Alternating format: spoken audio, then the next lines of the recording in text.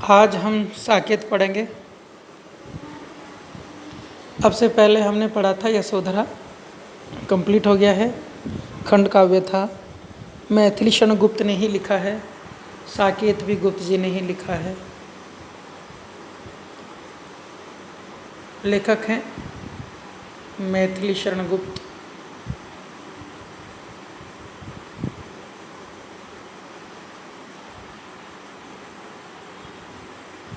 मैथिली शरण गुप्त।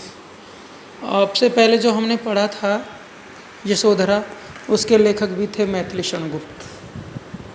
तो आइए शुरू करते हैं साकेत। सबसे पहले हम ये जान लें कि साकेत का अर्थ क्या होता है। अपने देवली में कॉलोनी भी है, साकेत कॉलोनी, और कई सारे नाम भी सुने होंगे आपने साकेत। इसका क्या अर्थ है? अच्छा, वर्तमान में जो अयोध्या है उसी का पुराना नाम है साकेत। तो साकेत का अर्थ क्या हुआ? अयोध्या। साकेत किसका पुराना नाम है? अयोध्या का। आसान है, राम की कहानी है, राम के जीवन से जुड़ी है। लेकिन यहाँ पर राम की कहानी कहना लेखक का उद्देश्य नहीं है, वो तो बहुत से लोगों ने कह दी है। यहाँ पे लेखक का उद्देश्य राम की कहानी बताना नहीं है। यहाँ पे लेखक का उद्देश्य क्या है? लेखक का उद्देश्य है यहाँ पे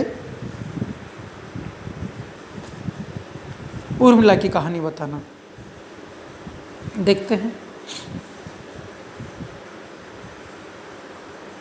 कविता शुरू करते हैं। जैसे पहले मैंने बताया था कि मैथिली शरण गुप्त का मुख्य जोर होता है इतिहास में जो पात्र उपेक्षित रह गए हैं, इतिहास में जो पात्र उपेक्षित रह गए हैं, जिन पे ध्यान नहीं दिया, उन उपेक्षित पात्रों के बारे में बताना, उपेक्षित पात्रों को महत्व दिलाना, ये इनका मकसद है। उपेक्षित पात्रों को महत्व दिलाना। जैसे यशोधरा, सिद्धार्थ को और बुद्ध को सारी दुनिया जानती है, बट उनकी पत्नी यशोधरा को बहुत कम लोग जानते हैं। लेखक ये चाहता है कि इसको भी दुनिया जाने, तो इसके लिए उन्होंने खंड काव्य लिखा यशोधरा और उसको स्थापित करने की कोशिश की। उर्मिला को सब बहुत कम लोग जानते हैं, जबकि भरत को और लक्ष्मण को और राम को सब जानते हैं। सीता को भी सब लोग जानते हैं। उर्मिला के बारे में लोगों ने ध्यान नहीं दिया कि उसका त्याग क्या था। सीता अपने पति के साथ थी, राम के साथ थी, जंगल में थी, लेकिन पति का साथ तो था। लक्ष्मण भी अपने भाई के साथ थे, और साथ क्या थे? सेवा कर रहे थे।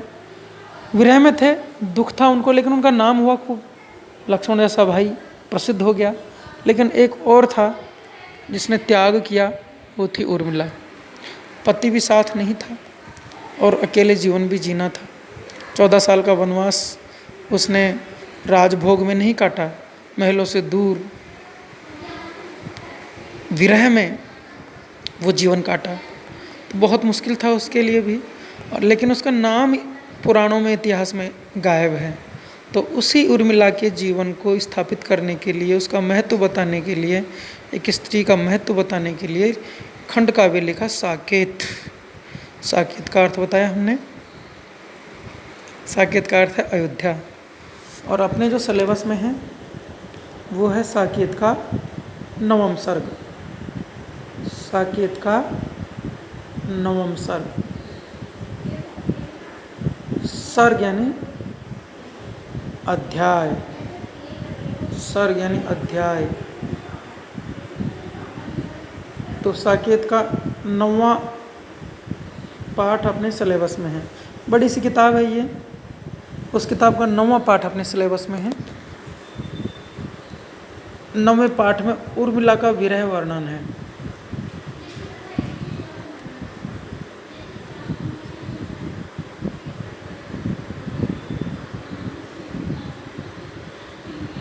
उर्मिला कौन है?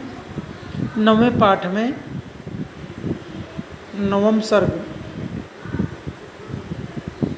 इस 9वें सर्ग में उर्मिला का विरह वर्णन है। उर्मिला कौन, आपको बता दिया, लक्ष्मण की पत्नी।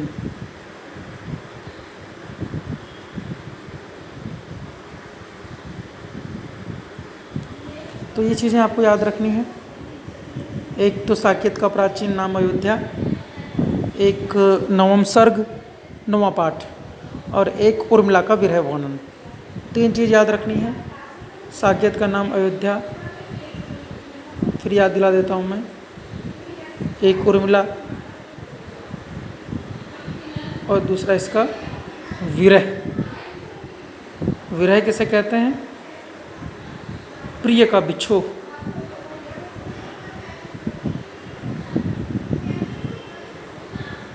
प्रिय का वियोग, प्रिय से बिछड़ना,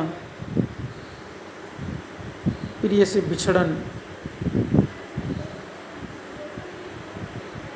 प्रिय से बिछड़ना, प्रिय का वियोग, यही होता है विरह।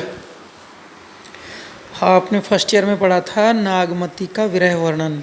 आज आप पढ़ोगे थर्ड ईयर में उर्मिला का विरह वर्णन। नागमती रतन सेन की पत्नी थी। रतन सेन उसको छोड़ के, नागमती को छोड़ के दूसरी पत्नी पद्मावती के पास चला जाता है। पीछे से नागमती की क्या हालत होती है, ये हमने फर्स्ट ईयर में पढ़ा है, नागमती का विरह वर्णन 12 मासा पद्धति में। आज हम पढ़ते हैं उर्मिला का विरह वर्णन। आइए शुरू करते हैं।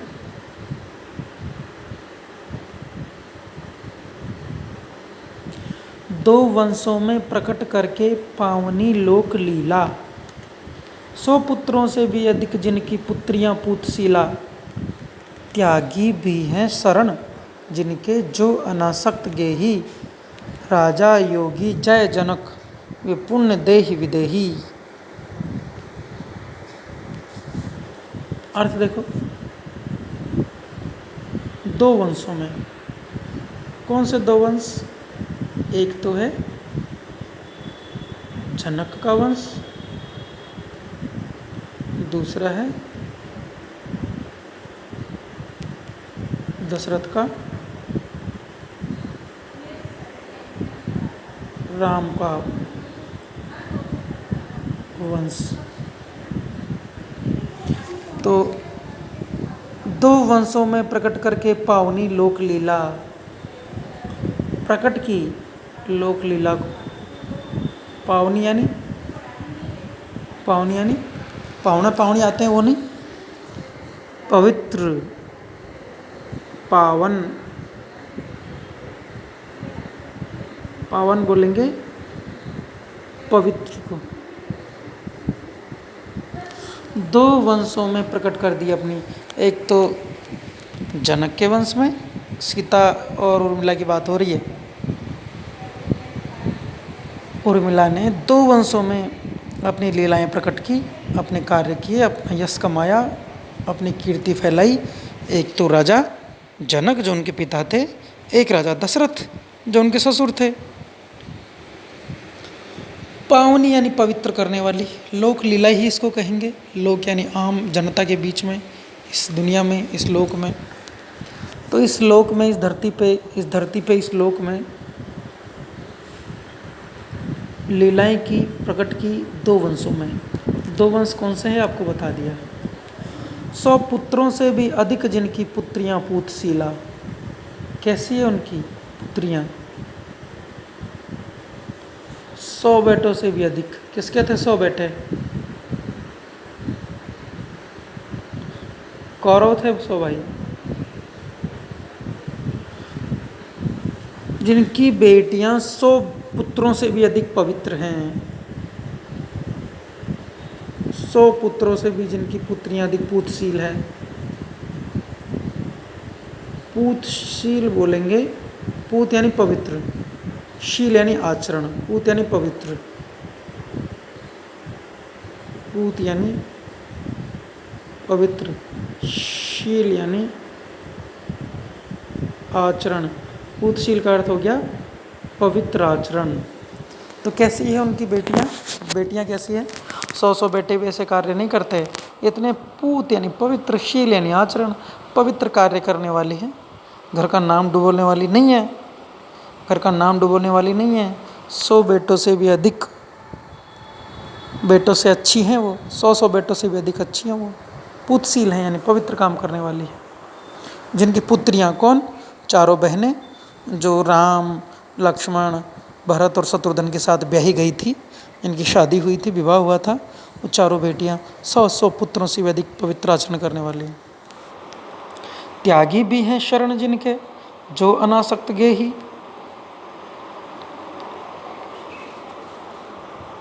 इसको देखो,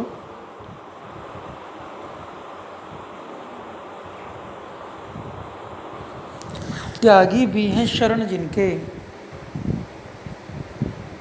जो अनासक्त गेही। राजा योगी जय जनक वे पुण्य देही विदेही। त्याग करने वाले हैं, त्यागी हैं। कलर चेंज कर लेते हैं, कलर साफ नहीं आ रहा। त्यागी हैं राजा जनक, त्याग करने वाले हैं। केवल जोड़ जोड़ के मूंज मूंज के इकट्ठा करके नहीं रख रहे, उसका त्याग भी कर रहे हैं, दान भी कर रहे हैं शरण जिनके। और उनके कौन रहता है? शरणागत उनके यहाँ पे रहते हैं।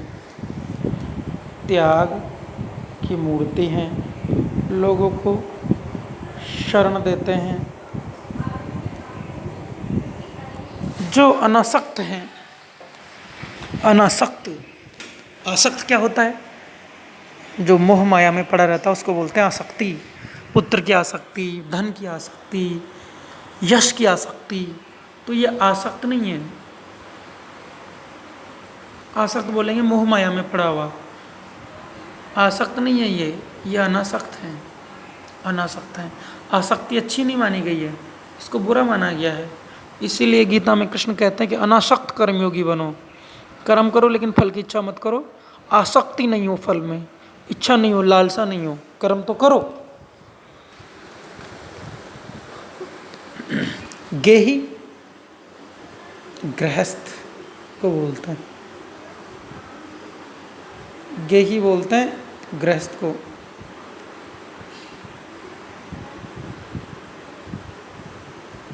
बहुत अनासक्त गृहस्थ हैं वो, परिवार वाले हैं। राजा योगी जय जनक, योगी के समान हैं, राजा नहीं, राजा भी हैं वो और योगी भी हैं। वे पुण्य देही विदेही, पुण्य शरीर वाले हैं वो। विदेह, विदेह कौन? जनक। विदेही कौन? जनक को बोलते हैं, क्योंकि वो विदेह का राजा था। विदेही, विदेह उस जगह का नाम है।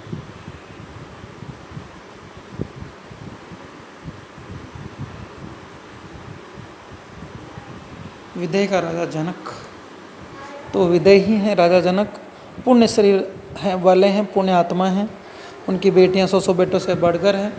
2 वंशों में उन्होंने अपनी लीलाएं प्रकट की हैं। 100 पुत्रों से अधिक उनकी बेटियां पवित्र हैं, त्यागी हैं, शरणदाता हैं, अनासक्त हैं, गृहस्थ हैं, राजा योगी भी हैं, जनक वे पुण्य देही हैं, विदेही। ये आज का पहला स्टांजा खत्म हुआ, पहला पद खत्म हुआ।